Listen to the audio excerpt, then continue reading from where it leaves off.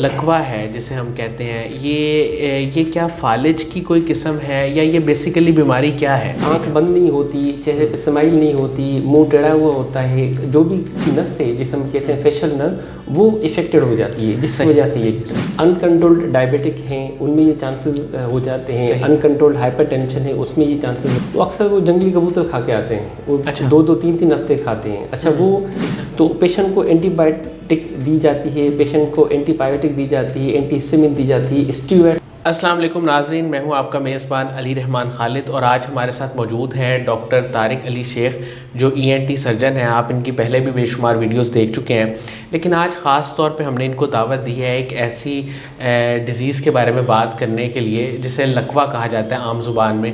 लकवे में होता ही है कि इंसान का चेहरा अक्सर थोड़ा टेढ़ा हो जाता है, तो इसके बारे में बहुत सारी मिथ्स भी पाई जाती हैं, उनके बारे में भी हम डॉक्टर साहब से पूछेंगे।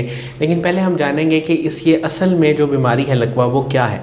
अस्सलाम वालेकुम डॉक्टर साहब, कैसे हैं आप? जी वालेकुम अस्सलाम, बहुत शुक्रिया, थैंक यू। सर ये जो लकवा है जिसे हम कहते हैं, ये क्या फालिज की कोई किस्म है या ये बेसिकली बीमारी क्या है? लकवा बुनियादी तौर पे ये चेहरे का टेढ़ापन है, जिसमें पेशेंट जो कंप्लेन करते हैं कि सर सुबह सवेरे में उठा था, अच्छा मैंने ब्रश किया था तो मुझे फील हुआ कि मुंह के साइड पे ना हल्का सा पानी पानी निकलता जा रहा है।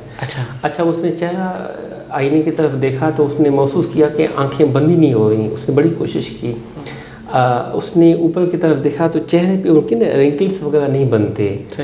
किसी ने कहा आप सामने हैं तो आपको यहाँ पे स्माइल के दौरान या यहाँ पे फोल्ड भी नहीं बना होता, तो उसको महसूस होने लगता है कि आधा चेहरा जो टेढ़ा हो गया हुआ है, जो हाफ फेस काम ही नहीं करता। फालिज भी इसी को कहते हैं? इससे फालिज भी हम कहते हैं, यानी कि चेहरे का टेढ़ापन होना या फालिज होना। एक दूसरे अल्फाज में हम कहते हैं कि बेल्स पैल्सी बुनियादी तौर पे ना।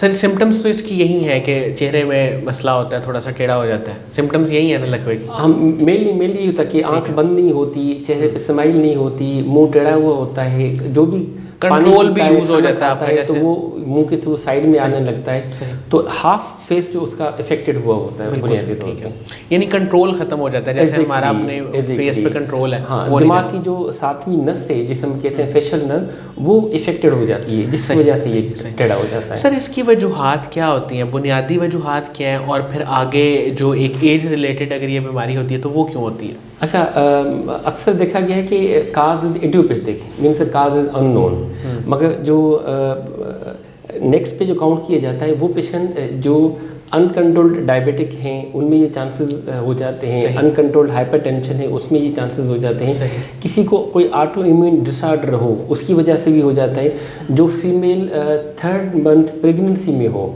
उसमें भी ये चीज़ें यानी कि ना चांसेस होते रहते हैं। बात साइंस बताती है कि वो जिनको वायरल इंड्यूस्ड हो, वायरल का इन्फेक्शन हो, हर्पीज सिम्प्लेक्स वगैरह कहते हैं, उसकी वजह से भी ना ये चेहरा टेढ़ा हो जाता है। तो मोस्टली ये सारे काजेज होते हैं जिसमें महसूस करते हैं, मगर 90-99% कहा जाता है जी काज अननोन, कुछ भी नहीं था, वो अचानक जो है ना ये इसका चेहरा टेढ़ा हो गया था। अच्छा सर, मुझे ये बताएं कि इसका इलाज क्या है? अगर किसी को ये बीमारी हो गई है तो अब वो क्या करे? सबसे पहले ज़ाहिर है डायग्नोज उसको खुद भी पता लग गया, डॉक्टर ने भी बता दिया है, तो इसका इलाज क्या है? अच्छा, उसमें अक्सर देखा गया है कि ये थोड़ी सी मिथ होती है, जिन भी पेशेंट को चेहरा का टेढ़ा हो जाता है या लकवा हो जाता है वो अक्सर वो जंगली कबूतर खा के आते हैं, वो 2-2 3-3 हफ्ते खाते हैं। अच्छा, वो पेशेंट 2-2 3-3 हफ्ते के लिए घरों से बाहर नहीं निकलते, क्योंकि उसने ग्रैंड मदर ने कहा था कि आपने चेहरे पे हाथ नहीं लगाना, अच्छा आपने चेहरा को धोना भी नहीं है, अच्छा आपने शावर भी नहीं लेना, आप जो है ना धूप भी नहीं निकलना, आपने उसका सूप लेना है कबूतर का, आपने उसका गोश्त वगैरह खाना है कबूतर का। तो ये basically these are the myth. इसकी इन्वेस्टिगेशन जो भी हम एक्सरे वगैरह होते हैं या CT स्कैन या MRI, ये कोमॉर्बिडिटीज़ को देखने के लिए होता है, वरना डायग्नोसिस यही होता है कि आप क्लिनिकली पेशेंट को देख लेते हैं, आप उसको कंफर्म कर लेते हैं, फिर उसको ट्रीटमेंट किया जाता है। ट्रीटमेंट में एक है मेडिकल ट्रीटमेंट कि ऐसे पेशेंट को रीइश्यू करते हैं कि कोई खतरे की बात नहीं है, आप 2 से 3 हफ्ते में बिल्कुल ठीक हो जाएंगे। तो पेशेंट को एंटीबायोटिक दी जाती है, पेशेंट को एंटीबायोटिक दी जाती है, एंटीहिस्टामिन दी जाती है, स्टीरॉयड्स वगैरह हम दे देते हैं, जैसे वहाँ पे कंजेशन है, सोजन है, जो कंप्रेशन आई हुई है 7वीं नस पे, वो आहिस्ता आहिस्ता ख़त्म हो जाए, 1 मिलीग्राम पर केजी के लिहाज से हम देते हैं। और 2 से 3 हफ्ते के बाद वो भी स्टीरॉइड्स आहिस्ता आहिस्ता हम टेपर डाउन कर लेते हैं जी, क्योंकि वायरल इंड्यूस होता है तो ऐसे पेशेंट को हम एंटी साइक्लोवर भी देते हैं, एंटी वायरल मेडिकेशन भी उसमें भी दे देते हैं। अच्छा, इसमें सबसे इम्पोर्टेंट ये होती है कि पेशेंट को जो मेडिकेशन दी जाती है, न्यूरोटॉनिक हो गया, वेज़ोडाइलेट्स वगैरह दी जाती है, आई केयर्स अटमोस्ट इम्पॉर्टेंट। पेशेंट को क्योंकि आंख खुली होती है, आंख बंद नहीं होती, तो चांसेस होते हैं कि ड्राइनेस ना हो, केराटाइटिस ना हो, कंजक्टिवाइटिस ना हो, आंखों में इचिंग होगी, खारिश होगी, इवन चांसेस होते हैं कि ब्लाइंडनेस ना हो जाए। तो हम कहते हैं कि एक दफ़ा आई वालों को दिखा दें। वो ऐसे पेशेंट को जब डे टाइम, एक आंख का ही होता है ना इशू, एक आंख का होता है, तो हम डे टाइम पे हम कहते हैं कि आप डार्क ग्लासेस ले लें। अच्छा, रात को जब आप सो जाएं तो आप आर्टिफिशियल आई ड्रॉप्स लें, क्योंकि आई खुशक रहती है, आर्टिफिशियल आई ड्रॉप्स आप ले लें। अच्छा, आई कवर्ड करें, आई पैड के साथ आप अच्छी तरीके से उसको कवर्ड करें और आई पैड लगा दें, जैसे आँख खुली ना रहे, खुली नहीं रहेगी तो आहिस्ता आहिस्ता वो चीज़ें सेट हो जाएगी। और जो लास्टली चीज़ है, क्योंकि चेहरा टेढ़ा हो गया हुआ है, लकवा टाइप हो गया हुआ है, तो हम इन एडिशन कहते हैं कि आप फिजियोथेरेपी वालों को भी दिखा के चेहरे की फिजियोथेरेपी होनी चाहिए।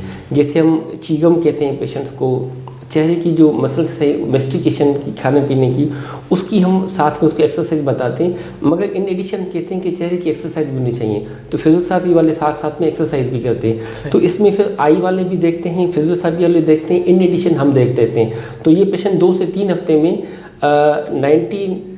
85 to 99% पेशेंट बिल्कुल ठीक हो जाते हैं। उसकी आई, उसकी मूवमेंट, उसका चेहरापन बिल्कुल फिट फाट हो जाता है। अच्छा सर, इसकी ट्रीटमेंट के हवाले से भी आपने बात कर ली, और मुझे एक चीज़ बताएं कि इससे बचा कैसे जा सकता है, मतलब कौन सी चीज़ है जो ज़्यादातर ये कॉज करती हैं? अगर वो काम आप कर लें, क्या एक्सरसाइज या लाइफस्टाइल उसका भी इफेक्ट होता है लकवे में? हाँ, जैसे मैंने बताया कि वो पेशेंट जो डायबिटिक हैं उसको हम सख्ती से कहते हैं कि आपके डायबिटिक कंट्रोल होनी चाहिए। ठीक है। वो पेशेंट जो हाइपरटेंसिव है, हम सख्ती से कहते हैं आपकी ब्लड प्रेशर आपका कंट्रोल होना चाहिए।